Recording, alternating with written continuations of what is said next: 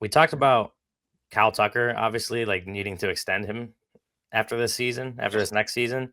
What do you think the Cubs are looking at? So Juan Soto just got $765 million, and like I think what Kyle Tucker's 3 years older than 3 years Juan Soto older. is. Yeah. He's not quite what Juan Soto is, but he's a pretty damn good hitter, obviously. I don't know. What do you think the Cubs are looking at if they were to extend him? It would. I first off, I think it would absolutely blow away what their top was. It what is it? Is it still Yeah. Hayward? Is it 184? Yeah, it's Hayward. Yeah. I think it would absolutely blow that away. I just don't know. What do you guys think it probably gets to start? What? So he was.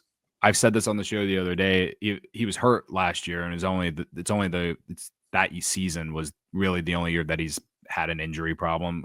So, say he plays at the pace that he did last year, which was for 78 games. If he does that pace for 162 or even 150, he could easily be anywhere between a 6 and 7 WAR player, which wouldn't surprise me considering he's going into a walk year. Like, he's playing to make the most money that he possibly can probably make.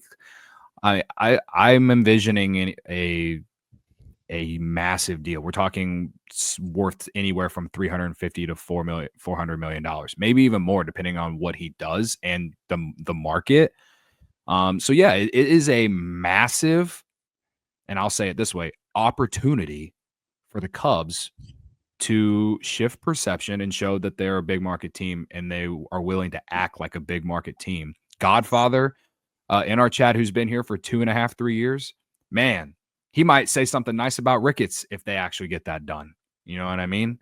He just said in the chat, Law has it up. Gonna resign him? I think not. And I don't blame you for feeling that way, man. I really don't. So I'm setting it as this is an opportunity. We'll see how a season goes. And we'll see. Maybe they will get a contract extension done in season. I don't think they will, but maybe what his agent was saying was all about having to do with leverage and a possible trade. Maybe he's open to it. It's not like he's a Boris client. It's going to double the Hayward contract. No question. It's going to double it. And it's going to depend on what he does this year, right? Mm-hmm. If he wins MVP, yes, people, that is possible that Kyle Tucker wins an MVP in a Cubs uniform. He is that good, and he has proven that he's that good. If he wins MVP, that contract's going to be over $400 million. Otherwise, I projected in the area of around, probably $350 to $400 million, around the Mookie Betts level deal, just because of his age. But again, I mean, these baseball contracts are crazy, and the Cubs, where they are right now financially, they would have Seiya and Happ this year and next season fully coming off the books the following year. So you could negotiate a contract that has something that keeps you potentially, if you want to still stay under that luxury tax, the following year, those two contracts, they're both of their contracts, and then Tucker's big contract kicks in the following year. That's also a tactic, and the Cubs will have the payroll flexibility to do something like that because they don't have a lot of money tied up in long-term deals. A lot of these starting pitchers and relief pitchers, Pete Crow-Armstrong, for example, isn't a free agent until 2031. I mean, Justin Steele not till 2028.